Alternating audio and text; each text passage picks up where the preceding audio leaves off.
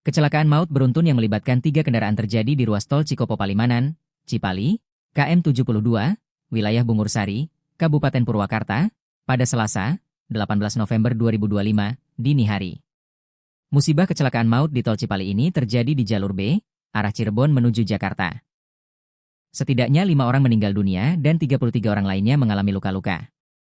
Kronologi sementara menyebutkan, insiden terjadi setelah bus Po Agramas menabrak bus Po Sinarjaya, yang kemudian menghantam mobil minibus Grand Max.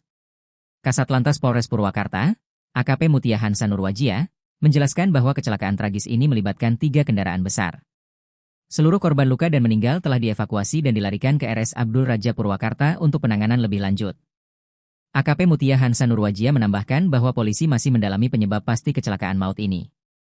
Polisi mengimbau agar pengguna jalan tol selalu waspada dan fokus, terutama saat berkendara dini hari, untuk mencegah terulangnya kejadian serupa.